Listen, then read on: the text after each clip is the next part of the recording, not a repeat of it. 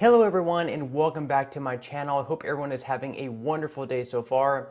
So in today's video, we are going to touch base on a few different topics. So two of these topics are going to have to do with the future of taxation within our country.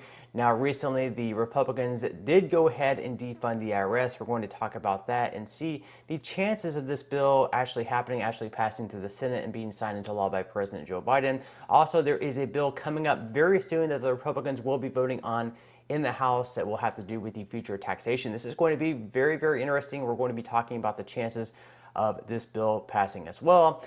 Also, Democrats are ramping up their talks about Republicans, cutting Social Security and Medicare. We're going to be talking about the truth of that, what's going to be happening with the funding of our federal government coming up with the debt ceiling. So we're going to jump into all that, but before we do, if you wouldn't mind helping me out real quickly by just quickly giving this video a like, that just signals to YouTube that this video could potentially be helpful to other people like you as well.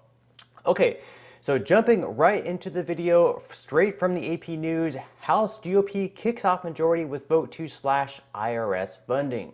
So House Republicans began their tenure in the majority Monday by passing a bill that would rescind nearly $71 billion that Congress had provided the IRS, fulfilling a campaign promise even though the legislation is unlikely to advance further. So Democrats in the Inflation Reduction Act went ahead and funded the IRS $71 billion to hire new IRS agents. These agents, of course, the Democrats are saying these agents are not going to be used to audit Americans, although Republicans did offer an amendment where anyone earning below $400,000 per year would not be audited. Democrats rejected that notion. So yes, people like you and me, we would potentially have a higher chance of being audited. So Republicans were completely against that. They were completely against middle class and lower class Americans being potentially audited. But Democrats, they said that everyone should be audited. So they went ahead and passed the bill as is.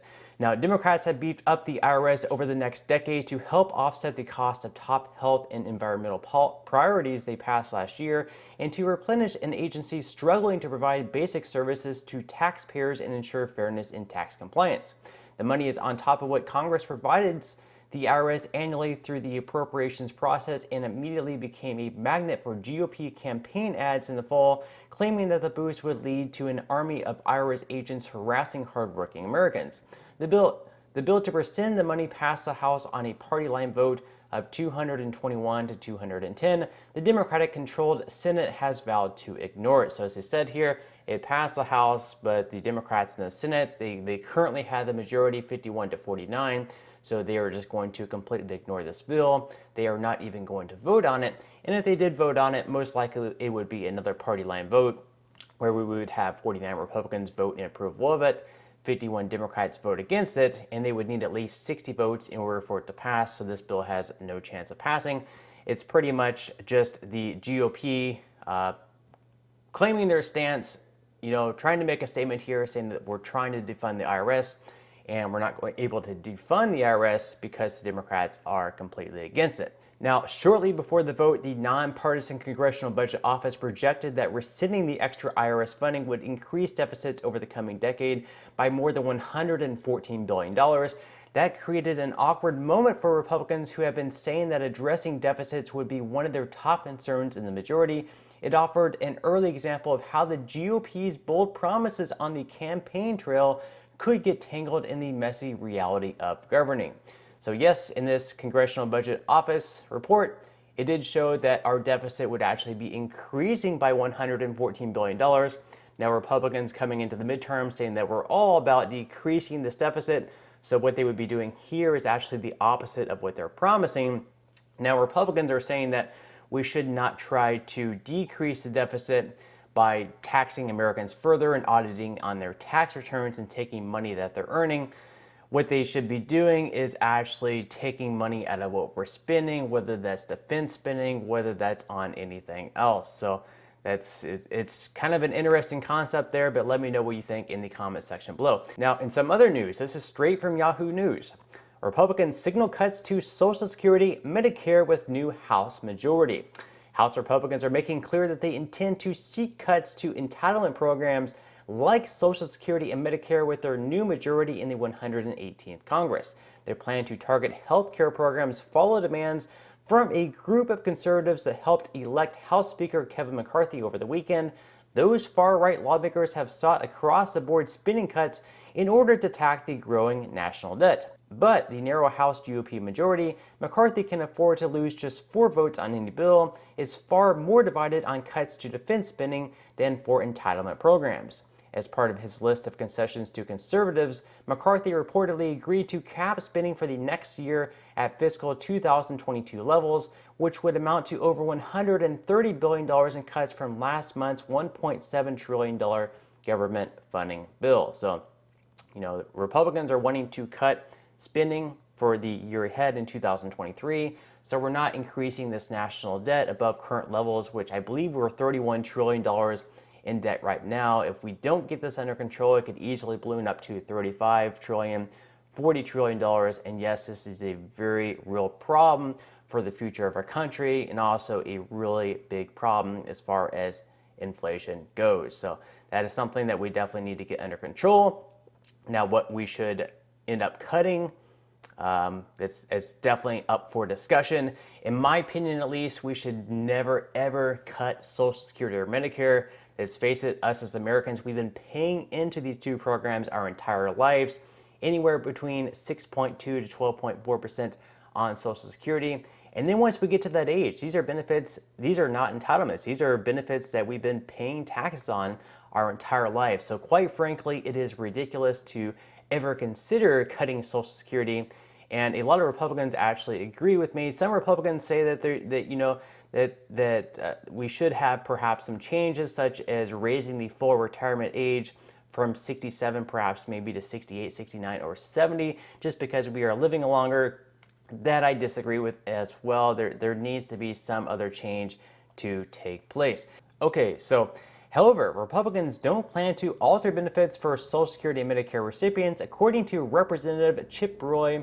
He is a Republican in Texas. So on CNN State of the Union, Roy said, quote, "What we have been very clear about is we're not going to touch the benefits that are going to people relying on the benefits under Social Security and Medicare, but we all have to be honest about sitting at the table and figuring out how we're going to make this work, how we're going to deal with defense funding, and how we're going to deal with non-defense discretionary spending." So there we have Chip Roy right there saying we're definitely not going to cut Social Security and Medicare.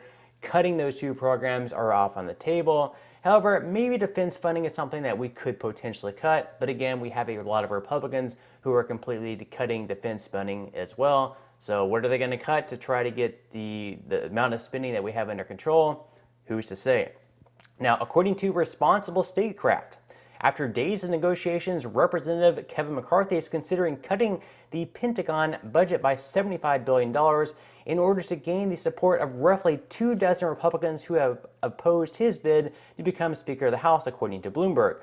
The cut is reportedly part of an emerging deal that would cap government spending at 2022 levels, meaning that it would return defense spending to $782 billion, a sharp drop from this year's allotment of $857 billion.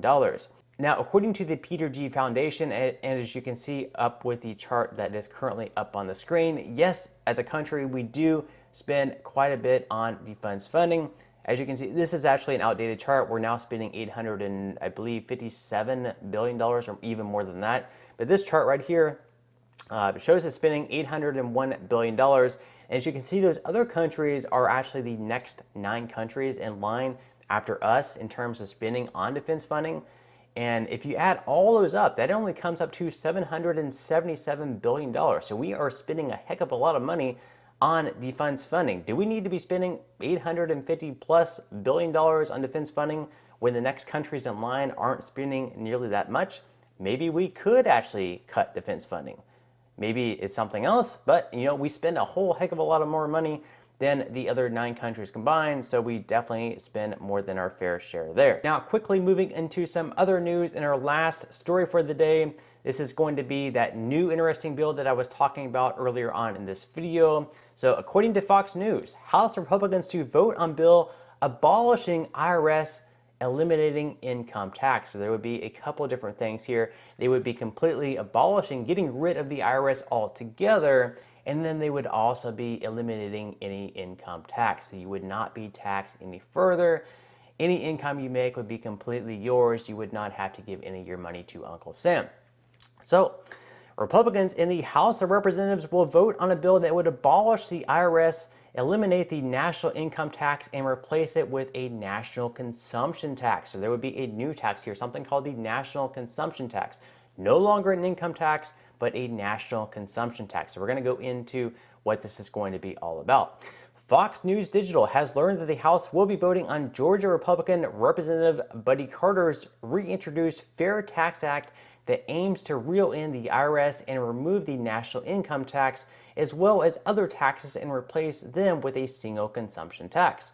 The vote on the bill was made as part of a deal between House Speaker Kevin McCarthy and members of the House Freedom Caucus, and was pushed forward in his quest for the gavel last week. So in order for Republicans to vote for Kevin McCarthy and make him the new House Speaker, Kevin McCarthy had to agree to put this bill on the floor and agree for it to be put up for a vote.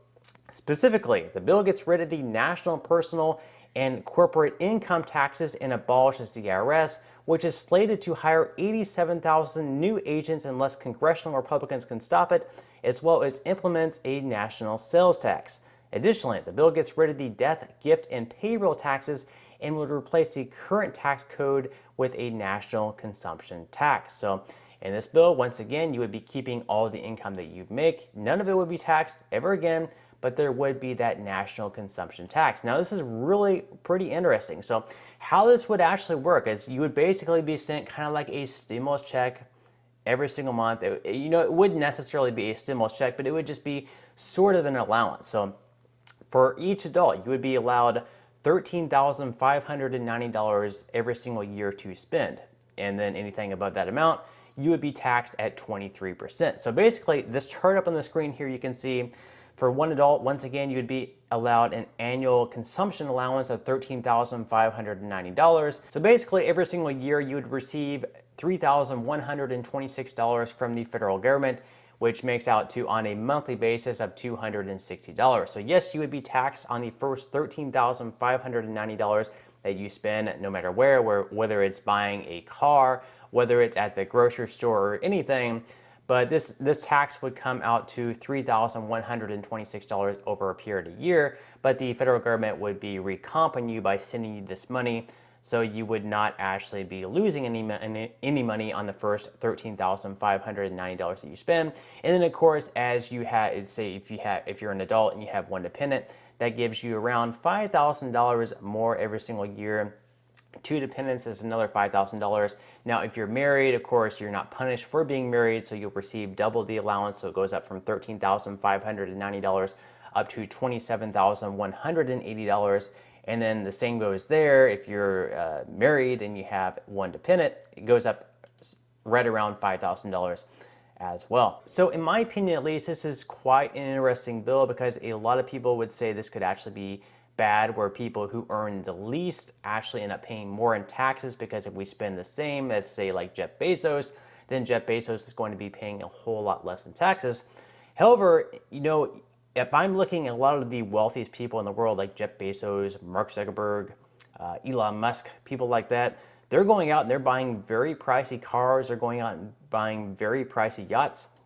So I believe I saw in the news, Mark Zuckerberg recently bought a yacht. I believe it was like $150 million or something like that. So if he had bought that yacht and we had that 23% tax at that point in time, he would have been paying $34.5 million in taxes on that yacht, which is probably a lot more than what he's actually paid in taxes. I'm sure if you looked at Zuckerberg's record of taxation, he probably hasn't paid nearly that much in tax. So, there's a lot of complaints about people like, Trump and other very wealthy individuals who earn a lot of money but pay zero in taxes over the years.